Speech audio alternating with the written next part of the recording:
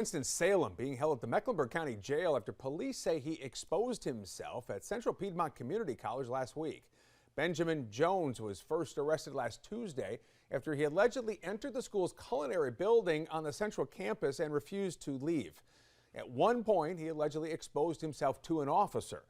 Jones was arrested shortly after that. He had his first appearance in court yesterday before he was taken back to jail.